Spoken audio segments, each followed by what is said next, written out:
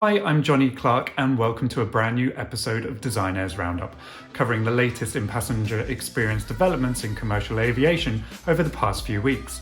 Coming up in this episode, we take a look at Japan Airlines' latest amenity and serviceware designs. Gavin and Priestman Good hint at a new catalogue of seating.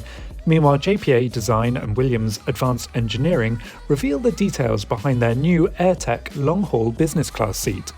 We take a look at Air France's new destination-based safety video and get a hint of what the future electric aircraft could look like with Widerøe. But first let's head to Adelaide, where Virgin Australia has just opened up a brand new lounge. This is the first time it's done such a thing since it repositioned itself as a mid-market carrier. So let's take a look at what design notes we can expect from the carrier moving forward from this new ground experience. Designed by Brisbane's WMK Architecture, this lounge pulls away from the slick wooden veneer purples and reds that we see in the airline's other lounges, instead opting for a non-complicated, more neutral palette that's a lot more residential in approach. There's all the expected elements from a Virgin Australia lounge, including relaxing, work and dining areas, all tied together in an uncomplicated design aesthetic. It will be interesting to see how this design language filters into the rest of the passenger experience over the coming months and years. One thing I know won't be appearing on a Virgin Australia aircraft anytime soon is the new long-haul AirTech seat brought together by JPA Design and Williams Advanced Engineering. These new seats were unveiled recently by the two companies and SWS, showing that lighter seats don't have to mean less comfort.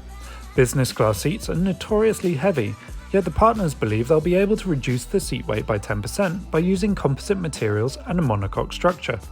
JPA have stated that the AirTech will give customers more comfort while giving airlines improved reliability, cost savings, and production efficiencies as well.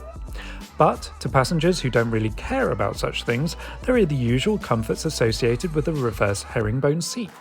There's obviously the fully flat bed and usual work surfaces and large TV, but the seat also allows for under-seat storage, removing the requirement for overhead bins, and the launch concept showcases the desire to use contemporary, lightweight, high-tech fabrication, making passengers feel they are more or less in a Gymshark showroom, and that's no bad thing.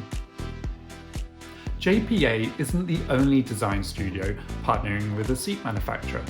Priestman Good and Gavin have also joined forces. This will see their catalogue of hard products transformed with a new design language.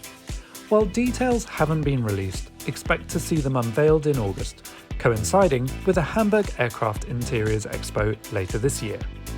Over in Asia, Japan Airlines has just launched a new range of Surumaru amenities on board their aircraft. Origami lovers, get ready. Partnering with Nendo, the airline has released a new range of amenities and soft products, all around the Surumaru crane logo that's the famous brand image of Japan Airlines. The studio took two key elements from an origami form of the bird, its beak and wings, to create two visual accents for virtually every amenity element. The new pattern created from the folds of the origami square has also become the base design language for the entire dining experience, with the elements on menu cards, place settings and serviceware. Within dining, cool and warm greys differentiate Japanese food from Western food. The colour palette used across all the elements also creates a design journey through all the cabin classes. This is a masterclass in restrained brand design. Talking of which, Air France has just released its new safety video, which keeps its tongue-in-cheek approach, yet this time transports us across France, which is an emerging trend in this medium. Believe it or not, Air New Zealand opened Pandora's box approximately 10 years ago when it started creating safety videos that were a little extraordinary, from Richard Simmons to Betty White and Lord of the Rings, giving us a unique look at New Zealand as a backdrop to the film franchise. Air France's new in-flight safety video is a lively showcase of French culture, with light humour running throughout. Incorporating all of the latest safety messages, this video symbolises the essence of the Air France brand. The soundtrack has a nod to La La Land, with a background soundtrack inspired by musicals.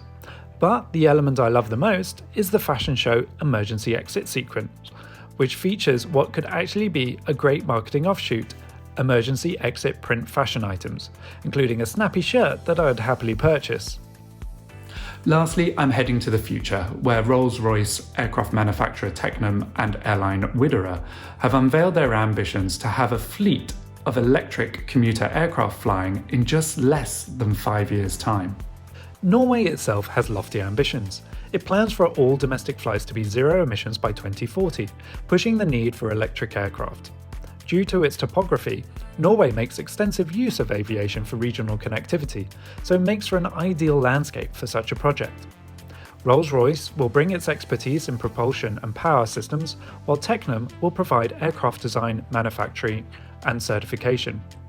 And Widerøe's mission will be to ensure that all the competence and requirements are in place for entry into service in 2026.